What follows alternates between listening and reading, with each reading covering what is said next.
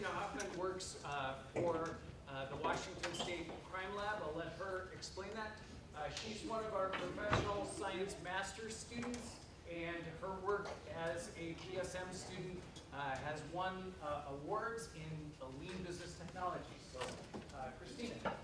Thank you. And so I just want to do a volume check. I'm very soft-spoken, and I'm used to only talking to a jury of 12. So this is a lot bigger audience. Okay. So just let me know if the volume needs to be changed. But as Dr. Mixer said, I am a forensic scientist in the DNA section of the Washington State Patrol. We have 7 different crime labs scattered throughout the state, and I'm in the Marysville one, so just north of Everett. So, and I also want to thank you for having me here today. I'm fortunate enough to have a really solid career that I really love. So, That's all you can do. okay. Just go ahead and lean in and it's so Okay. And so I love talking about the work that I do, but I also love the degree, the PSM degree that WSU offers here, and so I'm happy to share about that. So sorry about the microphone. So the PSM degree, instead of a thesis, it requires an internship. It's over 320 hours under the guidance of a mentor. And so my internship, I was able to create it and structure it so that I could continue to work in the State Patrol Crime Lab, and I just applied it in the duties that I don't normally do. So not at the bench doing DNA testing, but looking at the operational side of our testing and how we can deliver better results to our customers. So when I say forensic scientist, I think I always get like, oh, CSI, right? And it's a little bit about that, but hopefully I can show you what the more realistic picture is. I'm not commissioned, so I don't carry a gun and badge, and I don't interrogate suspects with the results that I have to get them to confess. So that's one difference. And it's really nice that forensic science is in the media because it really helps when we're in court testifying about our results. The juries all have that exposure, even though it's not exactly accurate. But and admittedly, these shows is what got me interested in this career. CSI came out when I was in junior high, so I always loved science and genetics and biology, and those programs like Forensic Files and stuff really clued me in that that might be a career path that I wanted to go through. So I have a Bachelor of Science degree in biology from Wake Forest University, and a bachelor's degree is all that's required to become a forensic scientist. If you want to go in the DNA track, it does require particular coursework in statistics, genetics, biochemistry, physics, and a couple others. And you'll see that it is a very interdisciplinary career. So having that solid background is best suited for good scientists. So the basic workflow or approach to working on evidence submitted by law enforcement is combining biology, technology, genetics, and statistics.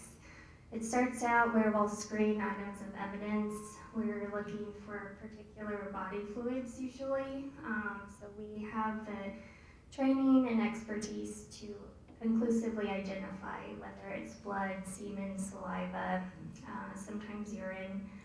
But our technology has advanced so much that's very sensitive, and so we are also looking for sources of touch DNA, or if it's clothing, wear DNA. And this is all to corroborate the story of what might have happened at a crime scene, to corroborate stories of suspects, what they're saying, or to identify perpetrators and exonerate the innocent. We use biology to extract and purify DNA. Our technology is such that we have robotics to do a lot of liquid handling.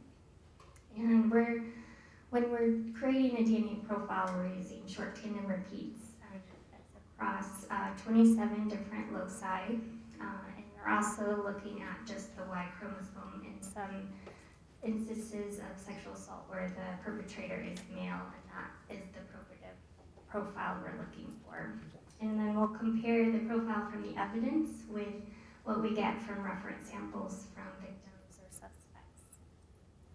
And then when we're writing a report for the comparison, we need to convey how significant that association is, whether it's a match or an exclusion. And so then we're looking at population databases that show how the allele frequencies are, and that combination of DNA is it rare or is it pretty common? And then we also do criminal paternity casework, so we need to know a lot about inheritance and that kind of thing. And then we have statistical modeling that help us analyze mixtures of DNA using probabilistic genotyping. And this bottom picture is an electropherogram, and that's what we're analyzing when we're looking at DNA profiles. And the big aspect that I find meaningful and what makes my job really exciting is that the so what of it, and that is just you're having a direct impact on public safety. We're providing leads and investigative information in an unbiased way, because the DNA, it is what it is. It really helps provide those investigative leads. And then most importantly, we're supporting victims of violence or their families. So if they're no longer around, their families have that closure and resolution in the court system with our results. So I've been with the State Patrol for just over 12 years, but about 7 years ago, I was kind of needing this different direction in my career. I was wanting to have a bigger impact in the work that I was doing. And so historically, what I was seeing is that you had really good forensic scientists in the lab that worked there 20 plus years, really put in their time, and then they would get promoted to positions of leadership or management in our crime lab organization.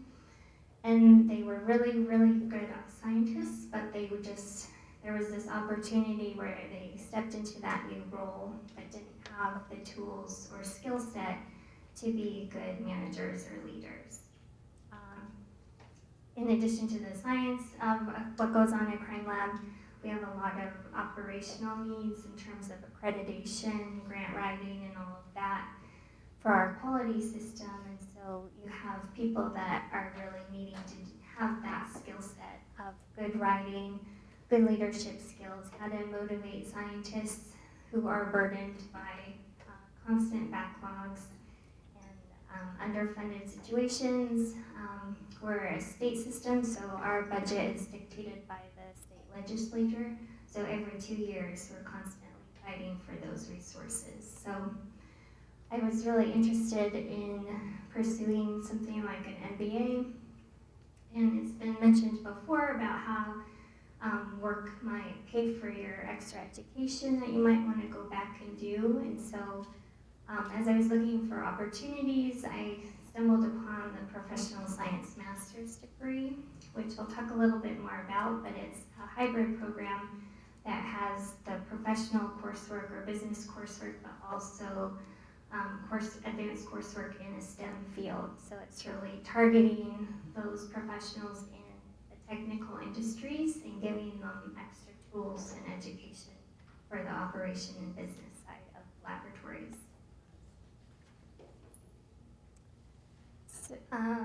So I went back around 2013. I was able to get my tuition reimbursement request approved. It was a really easy sell because the WSU PSM program offered that advanced coursework in molecular biology, which is necessary if you want to advance in my career in my field as a DNA technical leader, it requires those advanced science courses.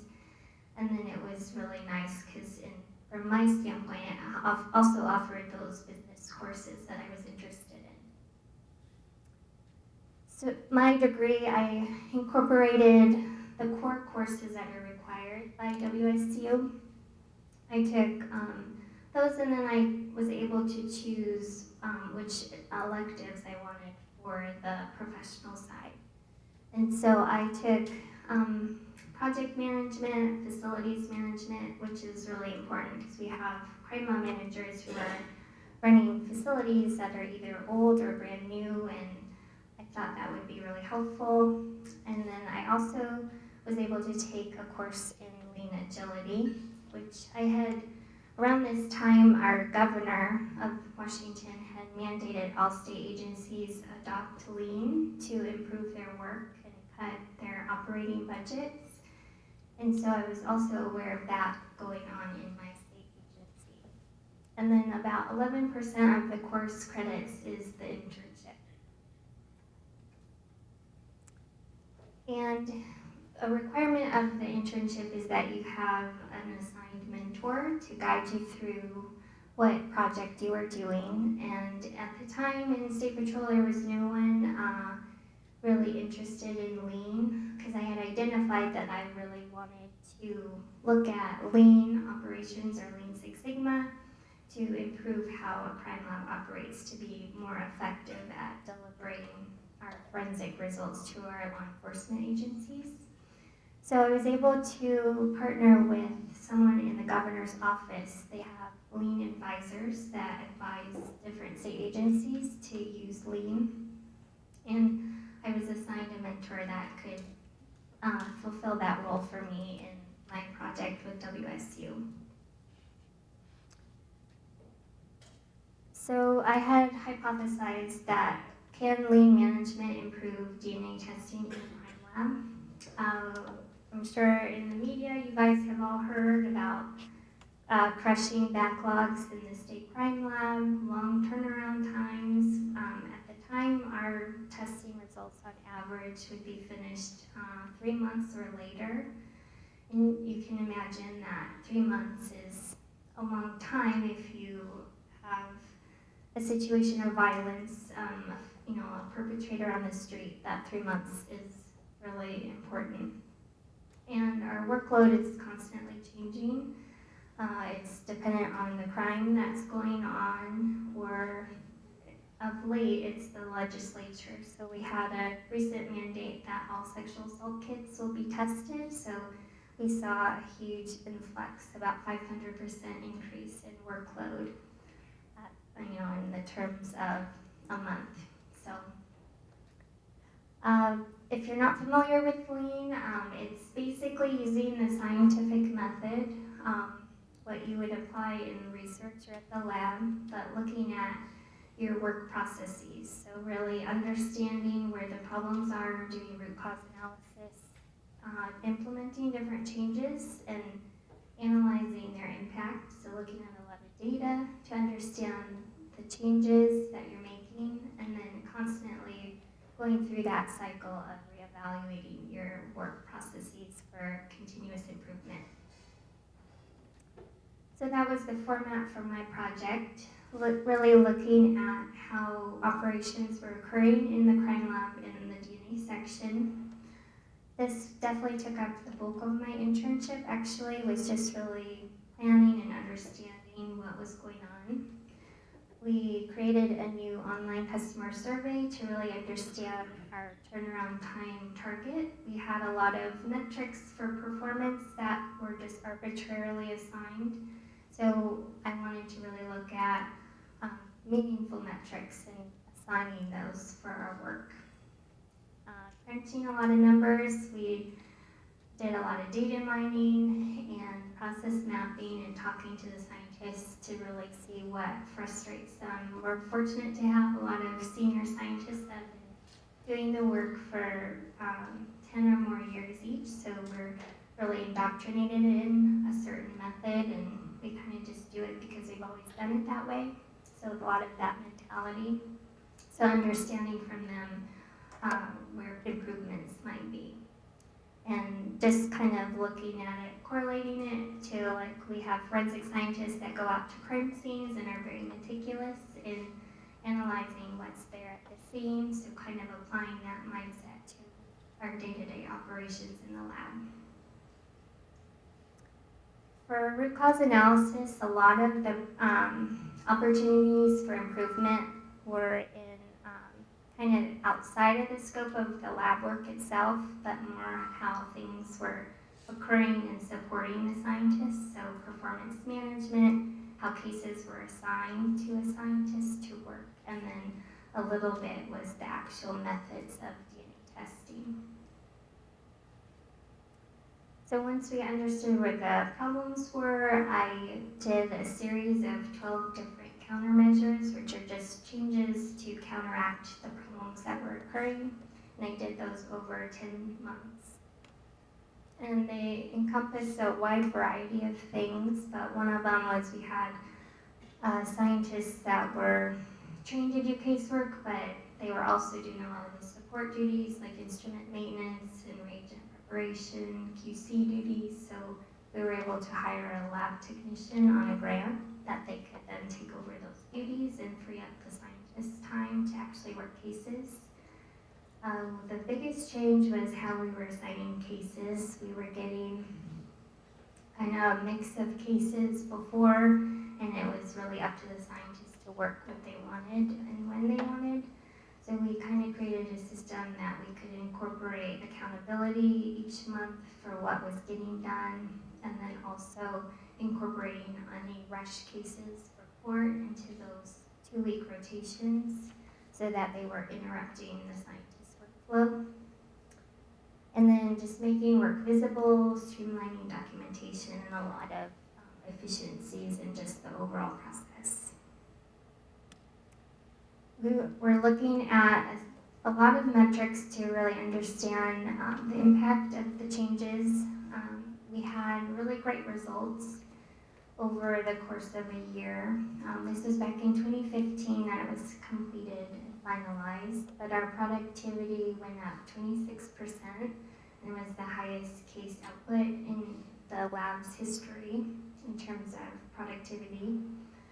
We had, and the biggest change and most impactful was the timeliness. So our average turnaround time was reduced down to 70 days, and at the end of the year, it actually dropped down to 51 days. So overall, that was about 20% faster at the close of the internship. And of course, we wanted to maintain our quality, so we didn't want to sacrifice contamination events or anything like that for the sake of speed. So we were able to track contamination events and process errors, which we always track those and report those in the lab. It's all important for our operations and accreditation, but we were able to look at those to really understand if what we were doing was bad for quality.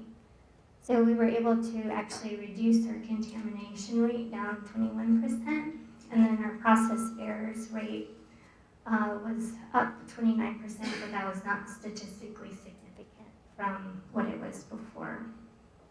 And then significantly, we were actually reducing the amount of hours you're spending on overtime doing casework, so that was important from a budget standpoint that we could reallocate overtime funds to something else, like buying an instrument or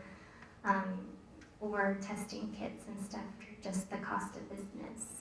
And then our backlog was reduced by 10%, which was really important, but right after the close of this project, we were hit with the sexual assault kit legislation, so we were, what we received just went up by a big percentage. So, and there's lots of economic studies that the more you do in a crime lab, the more you'll receive, because the customers are really feeling those good results, and they're gonna be happy to send you more work. So kind of a fruitless endeavor, but really good for public safety.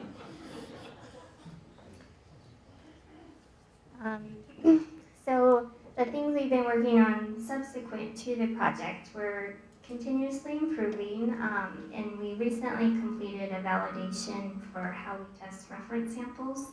Reference samples don't require the same process steps that evidence samples do because they're robust single source samples, so they don't require a purification and a quantitation stage, so we can go direct to DNA from just a quick extraction. So we've tested that and implemented it, and now it's in 3 other labs outside of Marysville. So we can now get a reference profile in under 3 hours, which is a big improvement from what it was before. I'm partnering with the governor's office again currently to really look at how we process sexual assault kits, because our capacity to test those is just not meeting the demand. And so we really need to do an overhaul of how we test those in the lab as a statewide system. And I'm also on a project to look at having our case files be paperless. We do a lot of printing of records and documents and forms, and then that's also kind of a waste of time because it starts out electronic. So we're looking if we can maintain the quality there of having a digital record, because our files need to be retained for at least 99 years as it goes through the court system and appeals, and everyone should have a right to see all that documentation. And then we're also playing around with how we work a case. So historically, a scientist will work their evidence start to finish and write the report all by themselves. But we're looking at efficiencies and stuff with batching together as a team. So we have 7 scientists in Marysville, so coordinating that so that we're not all doing the same steps redundantly. And so the take-home message I have for using Lean and looking at your process and operations as a whole is we can deliver better customer service and have an impact on public safety. And so this was a fairly recent case over in Squim. A gun store was robbed. Someone stole a forklift from across the street, drove it over Highway 101, and used it to basically just ram open the side of this gun store and stole at least 26 guns and a lot of ammunition. And law enforcement had no idea who did it. There was video surveillance, but no clue as to who it was. Fortunately, in the actions of getting into the building and getting into glass cases, the perpetrator cut themselves and left blood at the scene. So my coworker extracted that blood and got a DNA profile, put it into CODIS, which is the FBI's DNA database of offenders and other crime scene samples. And she obtained a hit to a convicted offender. And so whenever we issue reports of a CODIS match, we do request a confirmation sample, a reference sample from that individual to just confirm that, because the CODIS lab has different chain of custody and stuff like that, where it's all self-reported to from the jails. So we wanted to confirm that before we issue a statistic about the match. And so the detective brought to the lab the reference sample at about 9:22 in the morning. And there was a time sensitivity issue with this because this individual was in custody in a different county on an unrelated matter, and he was potentially going to be released that afternoon. And so before the detective could get a warrant on this offense, he needed that confirmation from us about the match. And so no pressure, right? So Friday afternoon, you just need to get that results, or else he's going to be released and we won't maybe know where he is to capture him again. So fortunately, with our lean emphasis and our new direct-to-DNA approach, we were able to process that sample, type it, get it into our statistics program to issue the statistics, and then before we release anything, it has to be reviewed twice by 2 different analysts to verify all the procedures were followed and the same conclusions were met. So there's a lot of other stuff going on besides the lab work, but we were able to do that within a 7-hour turnaround time, and the individual remained in custody, and they were able to hold him, continue to hold him on this offense. So really important that we provide timely results. And so I'd just like to thank my committee when I was here at WSU, Dr. McCabe, Dr. Mixter, and Dr. John Nelson, who's retired. My mentor with the governor's office, Daryl Damron, he provided a lot of lean guidance. And then, of course, my coworkers in the lab. It was a team effort, of course. So, are there any questions?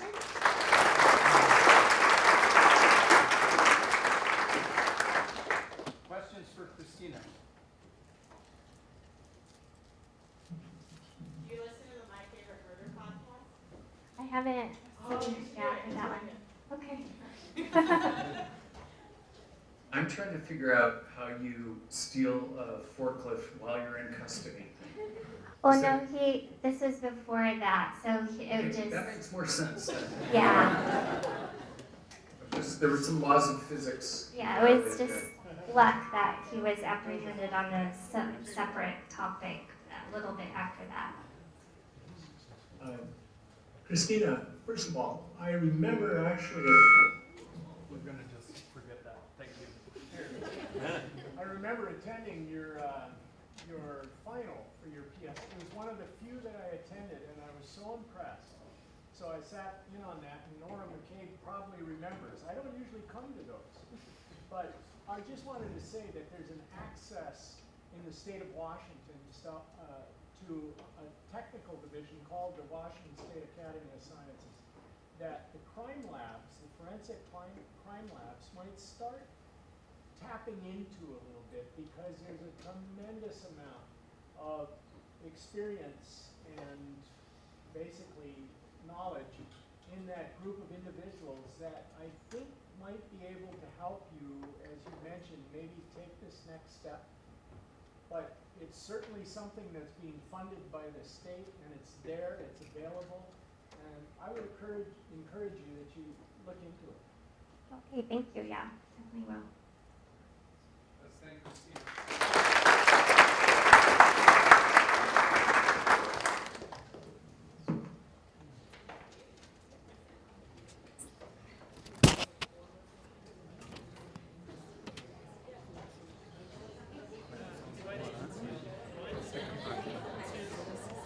Inside, outside, doesn't matter. Wherever.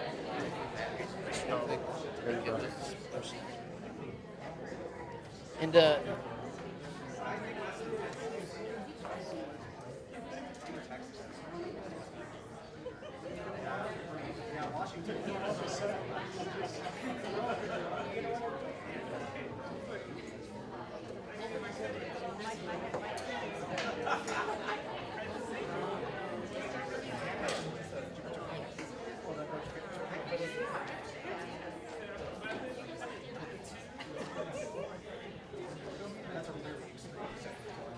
Yes. Thank you. I'll rambo it up. Yeah. How's the sound for the back of the room? Looks like it's good. let me turn it back up.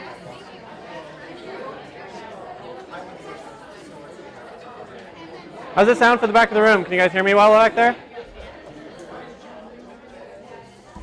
Any sort of acknowledgement would be helpful.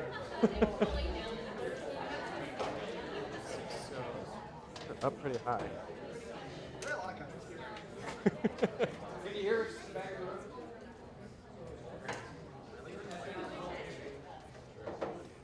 Continuing between that. Our next speaker is Travis Kent. All right, thank you. I just want to thank Dr. Mixter and Dr. Griswold and everybody on the committee for inviting me back. I haven't been to Pullman since I graduated, so it's very exciting to be back and sort of see everything, especially during Week of Welcome when all the students are coming back and the new graduate students are here. It's very exciting. Just so I can sort of get a handle of who I'm speaking to, can we have all the undergrads raise their hand? Oh, we got some, cool. Graduate students? Awesome. Postdocs? Hi, Nate. Oh, there's one more, okay. And then, I don't know, any faculty who want to switch careers? None of them, just one, okay. All right, so I just wanted to get a little bit of an idea of what I'm talking to. It sounds like mostly graduate students. So I'm going to talk a little bit about my career from being a coug here at Washington State to Fed at Washington, D.C. So I'm going to start talking about what I do in the program office at the National Institute of Child Health and Human Development. And then I'm going to sort of go back and talk about how I got from where I am, or where I was here, and to there. And so this is a little bit of the sort of track that we're going to try and follow here for the next 15, 20 minutes. All right, so this is the federal government. Super, super simple. So we've got all the power flows from the Constitution. We've got the White House, which is the executive branch. Congress is the legislative branch, the Supreme Court. And then the executive branch obviously has all of these different agencies, and that's where I work, at the Department of Health and Human Services, which is sort of all the way here at the bottom. All right, so let's zoom into HHS. This is our director. This is Secretary Alex Azar, and you can see we've got like the Food and Drug Administration. We've got the Centers for Disease Control, and then I work at the National Institutes of Health. And I just want to point out there is an S at the end of this institutes. There are 27 institutes and centers. There's like National Institute on Aging, National Cancer Institute, National Institute on Eyes, Heart, Lung, and Blood. But I work here at the National Institute of Child Health and Human Development. And this is a very sort of broad institute. It's focused on a lot of childhood diseases, as you can imagine, but there's also focused on a lot of intellectual disability, as well as reproduction, embryology, and development as well. So it's a very sort of broad institute. I also want to point out this center here, which is the Center for Scientific Review. We're going to put a pin in that because we're going to come back to that. All right, so now we're in NICHD. This is our director. This is Dr. Diana Bianchi, who incidentally also works on Ross is shaking his head because I'm sure he knows her, not personally. But she's been at the Institute for I think 2 years now, and she's sort of made her name in prenatal, non-invasive genetic testing, which is exactly what Ross was talking about. And there's a bunch of different offices and departments, but the two main ones are, I wish everything wasn't on the bottom, all you poor people in the back can't see anything, but is the Division of Intramural Research. So this is where, just like at WSU, there's PIs and labs, and they do research just like you guys are doing research here. But then there's the Division of Extramural Research, which is where I am situated. And this is the office that helps to fund all of the grants that go out to extramural, means outside of the NIH. So and intramural is all of the research that's happening at the NIH. Extramural is everything that's happening outside of that. So this is the director of extramural research, Delahan, Dr. Delahan. And you can see we've got a bunch of different offices here with various, I don't know if you can read those, but we've got intellectual and developmental disabilities branch, pediatric growth and nutrition branch. So we've got a bunch of different sort of topic-specific branches. And the two that I am straddling are here. We've got the contraceptive research branch and fertility and infertility research branch. So hopefully that little telescoping gives you at least an idea of where I am in the big sort of vastness that is the federal government. So I work in the program office, and I want to talk a little bit about what a program officer does. So we're going to talk a little bit about the bread and butter of a program officer is sort of day-to-day grants management, as well as sort of the more fun things that could happen are designing new scientific initiatives, serving on advisory committees, attending meetings, representing NICHD and the federal government as a project matter or a subject matter expert. So I really want to briefly go over the grant review process for, I'm sure all of you PIs are like, yeah, we get it. But for the graduate students, it's going to be really, really helpful because this was sort of, I didn't realize all of the layers of review that a grant goes through. in order to get funding. So we're going to start out with what happens here at WSU, hopefully. So start with the planning. You sort of come up with an idea of something that might be interesting to you. And when I say you, I'm talking about the PI. And then they're going to write the application, edit the application, write, edit, write, edit, write, edit, write, edit. And then eventually they will submit their applications to the NIH. Those applications will then go to the Center for Scientific Review, which is, we're going to take the pin out of that one that I talked about before. So this is a separate institute. All of the investigator-initiated grants go there. And then they are assigned to both an IC, which is, for example, NICHD, National Institute of Child Health and Development, that's one IC, as well as a study section. Those are not necessarily, any studies, any application can go to any institute and any study section. They're not married to each other. And then the scientific review officer who runs the study section, he gets his stack of applications for the review, for that particular round of review, and he recruits reviewers who are going to be peers in your field. Again, you are the PI in this case. So they will go for the review for your peers. And then this goes to the peer reviewers. They're going to do they're going to get a stack of, I don't know, maybe 6 to 10, maybe more, maybe less applications, depending on the size of the study section. And then they're going to evaluate those. And then they all get together at a meeting and talk about all of these applications.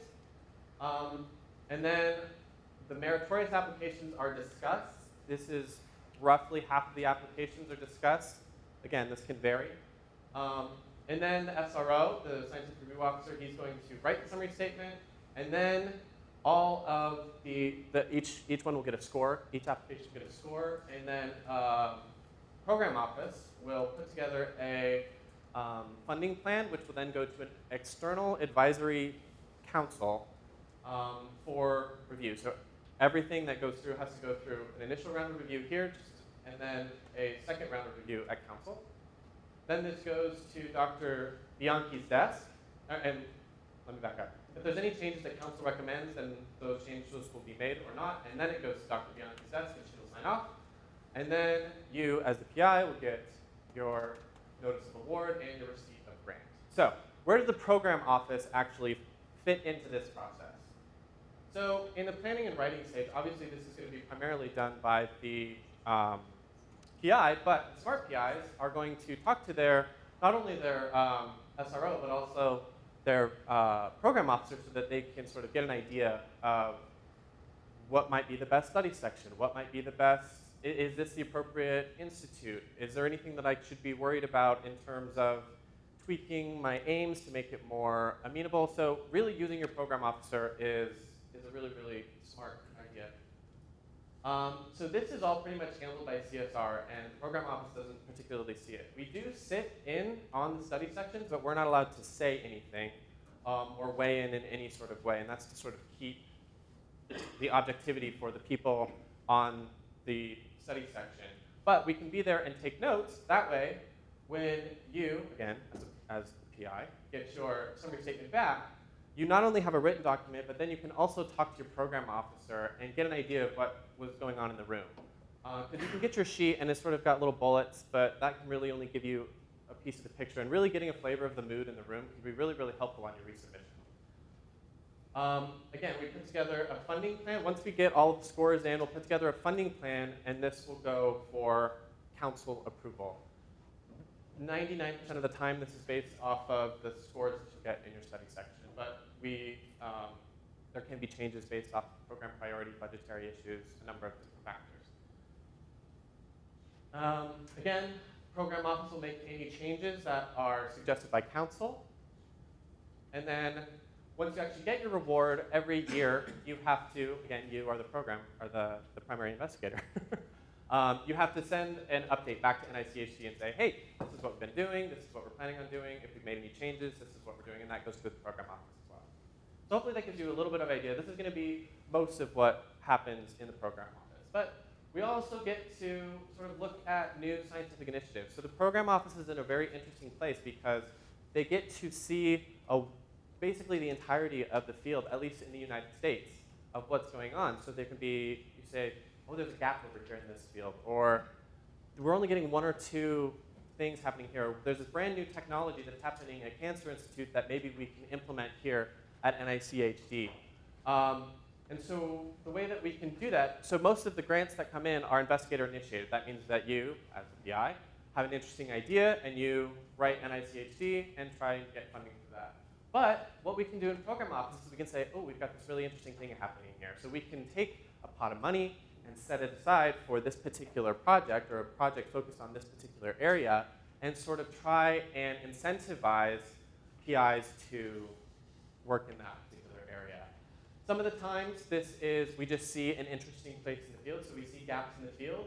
An example of this at NICHD is looking at fertility status as a marker of overall health. So there's evidence to suggest that if you are infertile, young, then you are more likely to have, you're at risk of other potential diseases down the line. So we're looking at, there is a current funding opportunity announcement out for fertility status and overall health.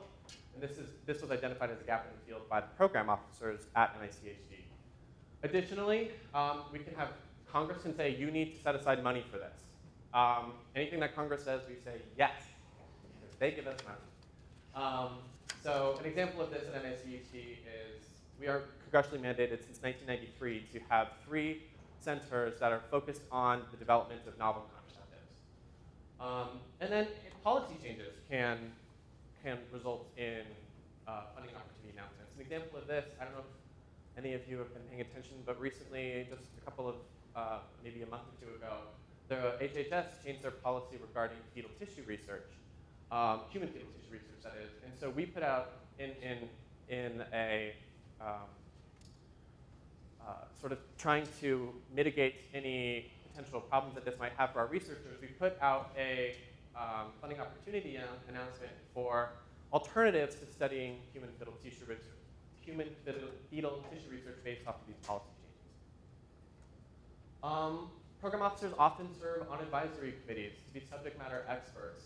These are 3 that have been floating around my office at NICHD for a while. I don't know if any of you are familiar with the Dickey-Wicker Amendment, but this is a federal appropriations rider that was attached again in the early 90s that basically said that no money coming from the NIH can be used for the destruction of embryos for research. But they were a little vague on what an embryo is. And so now we're starting to get sort of synthetic embryos that do not come from the fertilization of a sperm and an egg, and we have to decide whether or not these are legal. So these are the sorts of things that program officers get to talk about. I already talked about fetal tissue research, and Dan Johnston, who also used to work for Mike Griswold, he's now the head of the contraceptive research department. I sat with him on a panel looking at Title X funding for male reproductive health. Title X is the family planning program by the federal government. And then attending scientific meetings. This is really, really important because it gives you an opportunity to update grantees about NICHD initiatives, interface with PIs. If they have any questions, it's really, really nice to be able to get to know your program officer in person and figure out what they're doing and how they can help you advance your science. And then representing the federal government. So this is a picture that I took back in March. I was in Geneva. I got to represent the federal government at the World Health Organization for a panel on human reproduction. So this was the meeting. There's no one at this meeting right now. I cleared them all out. All right, so now I'm going to talk a little bit, rewind back, and then talk a little bit about how I sort of talked a very brief overview about program office, and I'm going to talk about how I got to where I am. So this is me in the Griswold lab. That's rocking the awesome hair, right? And so I had a great time in the Griswold lab. I was able to work on really interesting research, and this is where I really got my passion for reproductive biology, was with Dr. Griswold. But I'm not going to talk so much about the research that I did in both my in Griswold's lab and later in Dr. Handel's lab, because I don't want to. So I was part of the STARS program. I got my Bachelor's of Science in Genetics and Cell Biology in 2012, and then my PhD in Molecular Biology in 2015. I already said that. And while I was here, I was very, very active in SMB. I was the secretary of MBGSA, I was the vice president of MBGSA, I was the president of MBGSA, I helped organize the silent auctions and skits and the Rapid Life and all the fun stuff that I hope still is going on at SMB with the MBGSA. And then, I don't remember who mentioned it, one of the other speakers talked about this too. Hustling for independent research is really, really good because it shows that you are not only able to secure your own money, so anytime you show up with money, people are going to be happy, but it also shows that you have the drive to, A, write a grant, and B, put together sort of interesting and marketable ideas. And then the other, I didn't realize until I was sort of putting together this talk how important this Frontiers in Reproduction is. So what this is a program, it's a 6-week sort of intensive class basically where you get people from all over the world together. So we've got graduate students all the way up to early faculty members, and you basically get a crash course in all things reproductive biology. I'm not saying that everybody should do this because it's, for some of you, Frontiers in Reproduction isn't particularly relevant, but what is relevant is the networking, because I am friends with almost every single one of these people. I see them in meetings all the time, and all of the professors that they've brought in, I'm in contact with pretty much on a daily, if not weekly basis in my current job in the program office. In fact, I met Marianne through you guys don't know Marianne. Marianne Handel, she was my boss as a postdoc, and I met her through the Frontiers in Reproduction meeting. So making sure that you cultivate and keep those network connections that you're making strong can be really, really, really valuable. And I sort of did it by accident, but you should definitely be more proactive about it. The other thing I wanted to spend time with, or if you're not paying attention, pay attention now, because this is what I want to, you're all paying attention now, so, it's called My IDP. I don't remember if I did it while I was at WSU or if I did it sort of while I was sort of transitioning over to my postdoc. But basically what it is it's run by AAAS, but it's a free service for all the graduate students. And basically what you do is you take 3 assessments. You take a skills assessment, an interest assessment, and a values assessment. And then once you finish those, it has a bunch of sort of alternative, quote unquote, alternative careers that are sort of outside of the normal academic trajectory. And it matches you up based off of what you reported your skills were and what your interests were on things that might be of interest to you that are not. And I found this incredibly valuable. I've sort of had a little bit of experience teaching, and I knew that I really enjoyed that, and I had always been interested in politics and policy, but this is sort of, it just really codified a lot of things that I knew about myself. I wasn't particularly interested in academic research for myself, but this was really, really helpful in figuring out what else is out there. So if you don't come up with anything else from my talk, I really, really suggest this My IDP. Just Google My IDP, and it just takes maybe half an hour to get through all of the assessments, and it was really, really clarifying. Okay, you can fall back. So once I finished at WSU, I transitioned over to Bar Harbor, Maine, at the Jackson Laboratory with Marianne Handel. And there I focused on my research, obviously. I'm not going to talk about that. I put this here because I couldn't remember when I did it. But when I interviewed with Marianne, I did mention that I was not particularly interested in academic research, and her answer was, great. What can I do to help you in your career? And so if any of you can find mentors that are like that, it sort of takes a lot of load off. So again, I was really, really active in the JAX Postdoc Association. I was the co-chair, social events. I was lobbying for paid parental leave for postdocs. I was organizing professional development opportunities for the postdocs. I was also really active in mentorship. This is Nadia Hararimana. She is from Burundi. And she was at the local college there, College of the Atlantic, and she decided she wanted to get laboratory experience. So she talked to Marianne, and Marianne hooked her up with me. And so she was in our lab for about 3 years. She's going to get a publication, and now she's at Emory, sitting pretty much exactly where you guys are right now, starting grad school.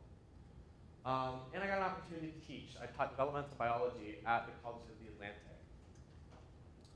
And like I said, I was always interested in policy, so what I did is I talked to the Jackson Laboratories Government Liaison Department, and I got to lobby at for Jax at the Maine State Legislature, as well as in Congress. So this is Senator Collins, for those of you who don't know, she's a senator of Maine.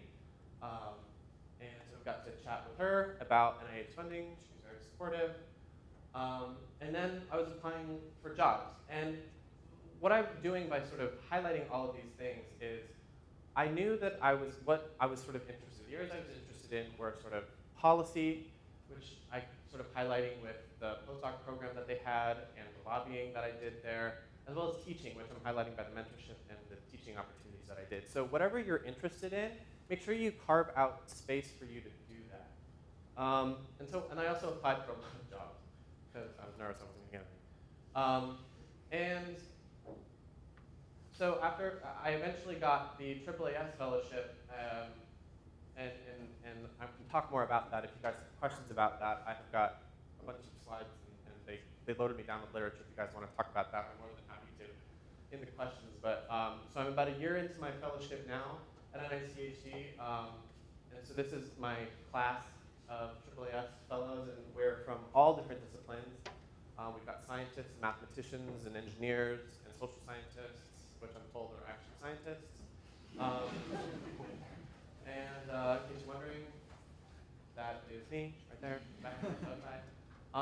And with that, I am happy to answer any questions that you guys might have for me about anything, the AAAS fellowship, the program, or the policy, where am I in, the program office that I'm in, or my career path. I'm happy to sort of field any questions.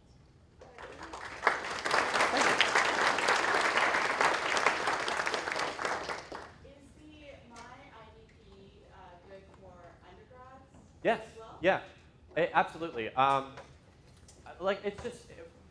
It's a really great tool to help clarify other fields that are interested. It's designed specifically for graduate students, but I would suggest it for undergraduates. I would also suggest redoing it if you decide to go to graduate school.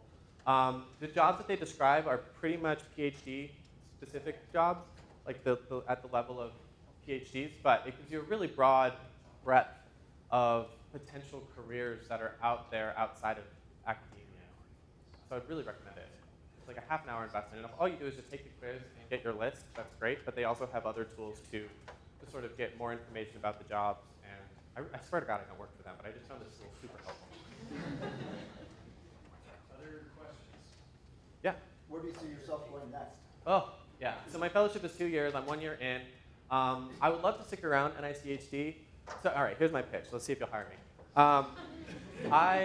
The sort of 3 areas that I'm interested are reproductive biology and reproductive health, science policy, and teaching. So any job where I can take those 3 things and layer them on top of each other, and sort of someone was willing to pay me to do that, that's what I want to do. I could see that happening at NICHD, but that may also be more, I'm also looking at places like the Bill and Melinda Gates Foundation, so philanthropy organizations, and then the World Health Organization is expanding their reproductive health portfolio. Anybody else hiring? I saw, yeah. So what kind of things did you do and learn at your internship? At my internship, the fellowship that I'm in now? Yes. Yeah, so that was sort of what I was describing at the beginning, as I'm in the program office there. So I'm not a program officer myself, but I basically am shadowing program officers and doing what they're doing. But I'm also getting as a fellow, I get a lot more autonomy to look on areas that are interesting to me. So I'm also spending a detail at the legislative office, so NICHD liaises with Congress a lot. So if any member of Congress has a question about, I don't know, Fragile X syndrome, they'll write an email or a letter to NICHD, and then we respond to those emails. Every year, Congress passes a budget, and with that budget comes their report that says, all right, here's the money is in the budget. That's what's law. And then the report's like, it's not law, but do this. And so we have to respond to that report. So that's the job that they do every year. Anytime we get a letter from a constituent, so we get letters. It's really fun. I've gotten a chance to respond to letters from high school and college students who are, I assume, part of a project with their biology class, are writing letters to the director of the NIH. So responding to those. So it's any sort of like communication or anything to do with legal stuff. I'm spending a little bit of time learning about that. What else? There's a lot of, AAAS also provides a lot of professional development opportunities, which are very well. So it's really sort of anything that you're interested in. You sort of have a lot of autonomy to look at those sorts of things with fellowship. So, yeah. At one point, AAAS had a branch on neuroscience that they could place people in different embassies with scientific affairs. Mm-hmm. Does it still exist? Yeah, so I'm not sure the specific program that you're talking about. Can you just repeat the question? Yes, so she was asking, the AAAS used to have a global, like a global health where they would take scientists and place them in different embassies. I know of a program that does that. I don't know if it's the same program that you're talking about. But I know that there are AAAS fellows who do a detail at different embassies in, Botswana or France or, all over the world. One person, she was in China for like 3 or 4 months. So yes, those opportunities exist. That's the other nice thing about the fellowship too, is sort of on the range from science to policy, I'm on the very close to the science end, being in the program office, but we also have people in the AAAS fellowship who are also in Congress, in the cut and thrust of politics every single day. So you really can do whichever, wherever you want to fall on that scale. And then in the middle is like the FDA, CDC sort of regulatory agencies as well. So you can sort of, if you're interested in the policy side, you can go that route. If you want to stay pretty close to the science, which is what I wanted to do, then you can go that route as well. All right, let's thank Travis. Thank you.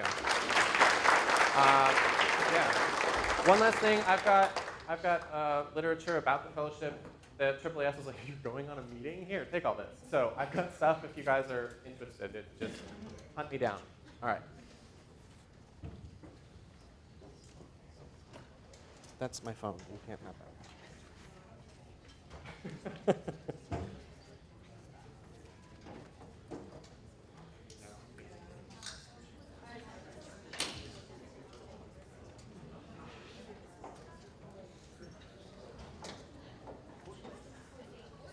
How's that can you hear me in the back?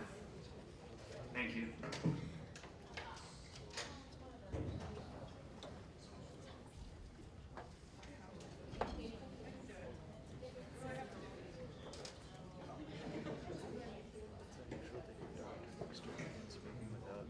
Let's take a big step back. Who else does the questions beforehand? Oh, really? Can you hear me? It's just us then. So do I actually need, if I have this, do I actually need the mic? Oh, I do.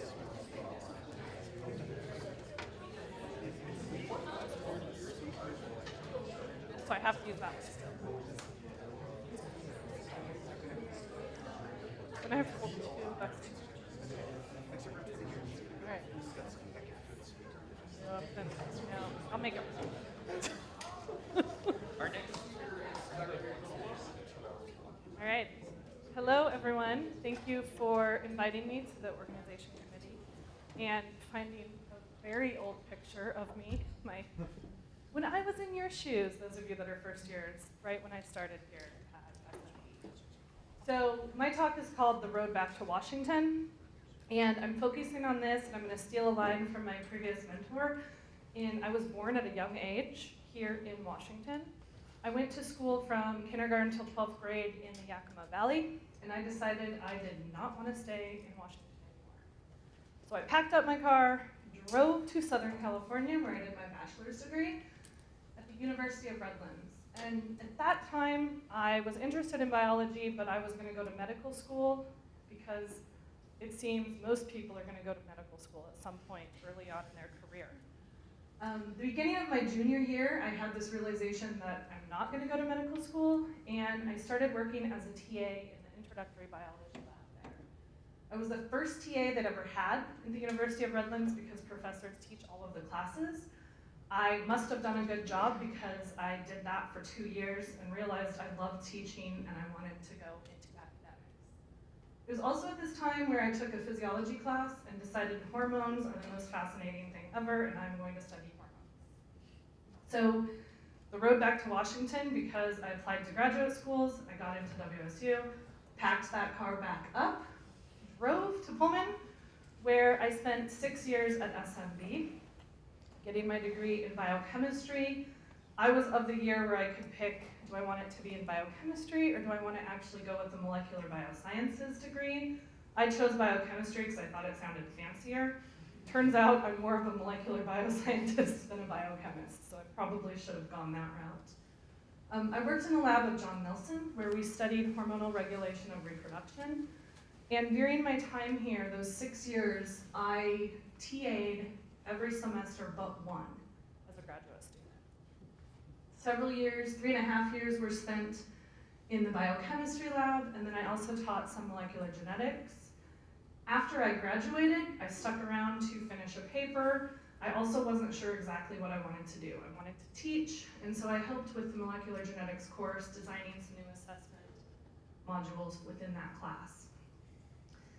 And like I said, I wanted to teach, and so I started looking at teaching jobs, started thinking about what I could do there, and my mentors here said, you can do research, don't sell yourself short. So I got a postdoctoral fellowship at one of the branches of NIH at the National Institute of Environmental Health Sciences. Here it is, located across from the EPA in Research Triangle Park, North Carolina. So again, packed up my car, drove to North Carolina. It was a really long drive. Where I worked in the lab of Ken Korak. He developed the first estrogen receptor knockout mice. And so during this time as a postdoctoral fellow, I studied hormone action in the ovary, specifically looking at estrogen receptors. I also found I really missed teaching. There was absolutely no teaching. I had all of the tools and equipment and animals to do any type of experiments that I wanted, but I missed that teaching aspect. I completed a teaching in college course that was offered with UNC, and also volunteered for a variety of outreach programs. It was at this time that a good friend of mine who worked at Duke was looking at jobs. She did next-gen sequencing, and she sent me an email and said, do you think I can do my research for this job? And I said no, because it's an undergraduate institution. They're not gonna have the funds needed to support that type of research. And she said, well, you should apply. And I said, I don't know if I'm ready yet. I've got 2 papers to write, I've got this, I've got this. She said, try it. I sat at her house one night. I applied, I got the job. Packed up again and moved back to Washington. So one thing I'll tell you, never say you're not going somewhere, because you're gonna end up there eventually, most likely. I took a job starting in January of 2014 at Central Washington University in the Department of Biological Sciences. Was recently awarded tenure and promoted. And my position there really is teaching. If you look at a breakdown of my contract, 80% of my job is teaching courses. The main courses I teach are developmental biology, cell biology, molecular biotechnology. 15% of my job is research. I mention that because tenure is still dependent on publications and doing research, even though they only give me this tiny little piece of time to actually do the research. And then 5% of my job is service within the university and the greater scientific community. So my research, from the time I was here, I studied reproduction. I continued that at the NIH, and our lab is currently studying polycystic ovarian disease. It's a leading cause of ovarian dysfunction due to a hormonal imbalance. So you'll notice hormones are still fascinating to me. What happens when they are not functioning properly? This disease is also characterized by metabolic dysfunction in patients with this disease, where we see increased body weight, increased risk of developing diabetes.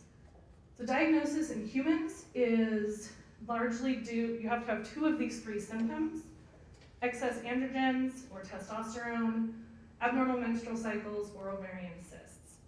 And what we can do in the lab is we can actually take this idea of excess androgens, put that into a mouse model, and develop similar diseases and ovarian and metabolic dysfunction within the mice.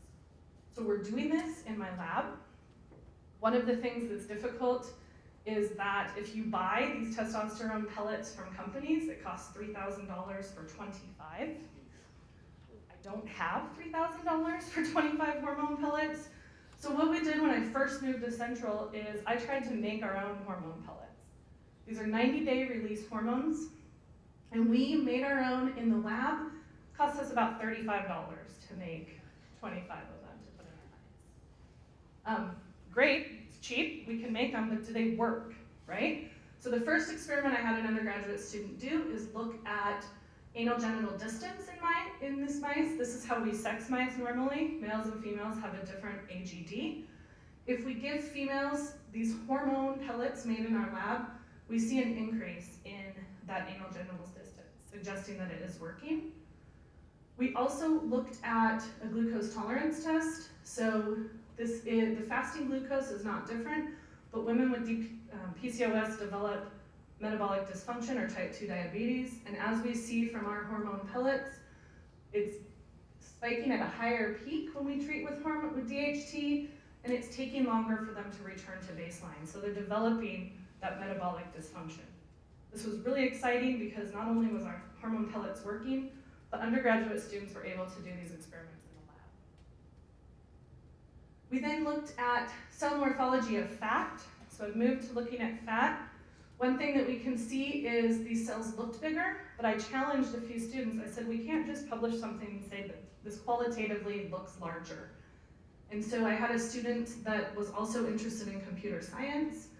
We modified an ImageJ program so we could actually do cell overlays and determine cell area of every single cell that we see, and we can look at the overall cell area and how many cells are that size and see an overall shift.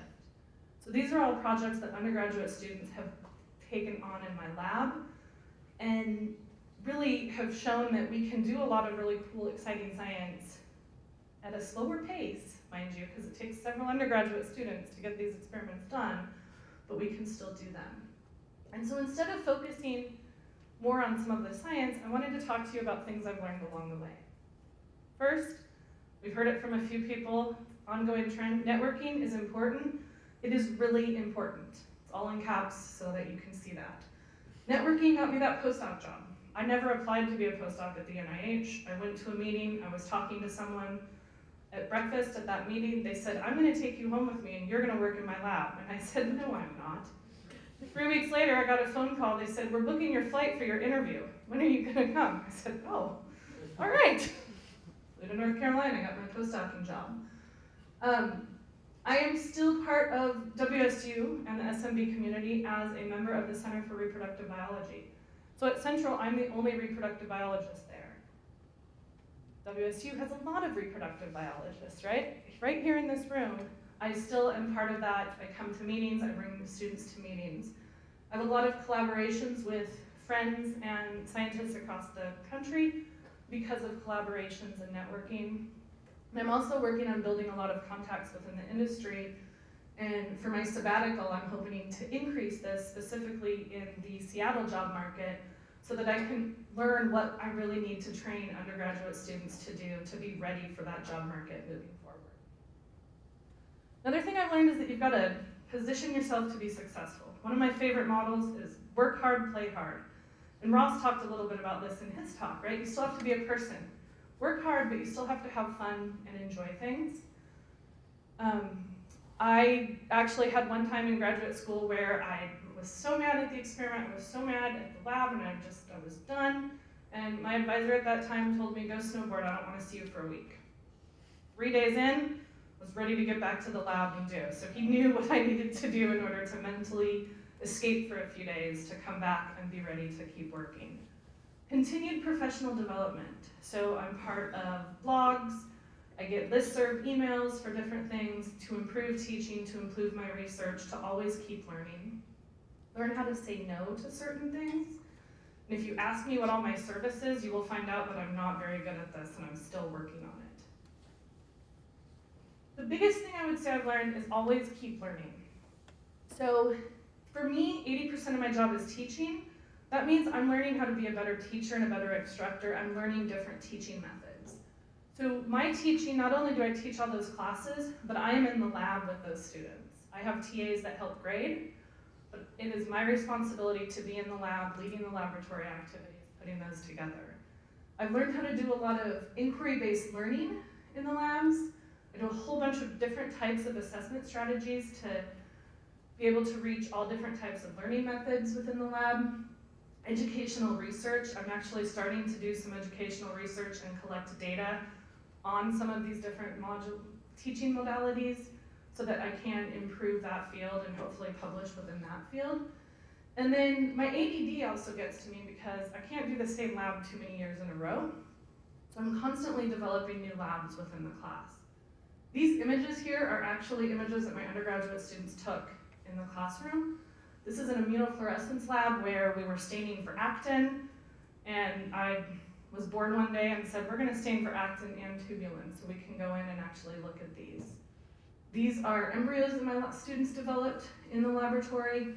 This year we're actually taking this a step further, and we have a whole bunch of data from a water scientist in the lab with common contaminants along the coast of what we see in water. We're gonna actually put those in when we do these fertilization and embryogenesis experiments to see if we can see a shift in how fertilization rates might be changing and how that might relate to some of the climate change that we're seeing.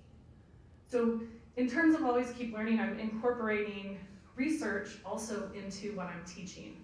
I don't have enough time to do research on my own, but I have a classroom of willing scientists in the lab that hopefully can help with some of that.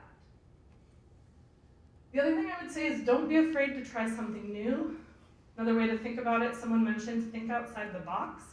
So I learned how to make my own hormone pellets so we could keep doing our research. I learned how to milk mice, which if you would have asked me 10 years ago, would I ever milk a mouse? I would say no, that's just ludicrous. But it led to a publication and looking at differences in mouse milk. So reach out, try something new, you never know what's gonna come from that. Finally, I have recently joined as a faculty member in the CWU Primate Behavior and Ecology program. Central has the only undergraduate degree in primate behavior in the country. And we have a master's program where we bring in students from around the world and then we send them around the world to do experiments. So I teach endocrinology to these students. I've also been involved in research projects looking at fecal samples and testosterone to see if aggression in chimpanzees can be measured by the amount of androgens within those fecal samples. We're also doing some, different tests using urine. So I show you this picture because I sent a spectrophotometer and a whole bunch of lab equipment in a box to Peru. This is the first green lab in the Amazon forest in Peru, where they were actually collecting fecal samples from howler monkeys, both through a captive site, but also just through urine collected from leaves if they were on focal samples and behavioral sampling throughout the jungle. They brought those into the forest. Here's a whole bunch of them, and my student ran ELISAs to look at some of these different measurements in these primates. So this is the paper that's currently under review right now, looking at some of these urine changes and how that we might be able to track non-human primates' health in the wild. Never thought I would get involved in this aspect of primate behavior and ecology, but it's been a really fun new venue. This fall I'm actually starting, I will have a new master's student from this program getting ready to take that same box of equipment to a different field site in order to look at hormone samples. So with that, I want to thank past and current members of my laboratory, people within the primate behavior. One thing I didn't mention a whole lot, but I'm still continuing to collaborate with the NIEHS and my mentor there, who sends samples, who helps with some of the research that we do. I want to leave you with the idea that no matter where we go, we always find our way back home. You're now a Coug, go Cougs, and I will take any questions you may have.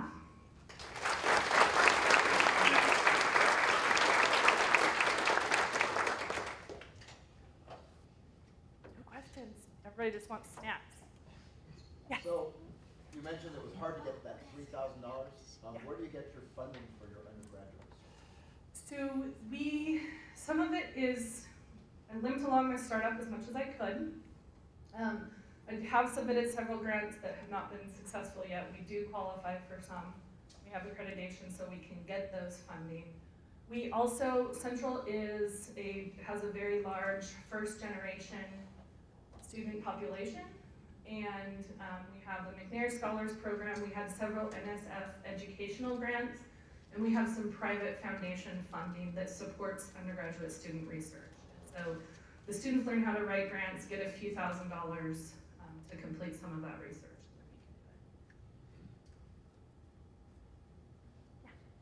Have you tried to sell your capsules? I haven't. I have not. I would. Oh, sorry. The question is, have I tried to sell my capsules with DHT? I have not. We actually got the idea and tried a few different methods from some other papers. The method that we found worked the best was something that was actually used in birds previously. So that's what's giving us our best result. Based on what we've heard today, you might have some people who could help you find corporate partners. Right? I need to have a talk with them later. We can undercut the 3,000 and go for 2,000 and still make a killing. And fund your lab. That's right, and keep students doing research. This lab runs on hormone pellets. Right? Other questions for you? All right, with that,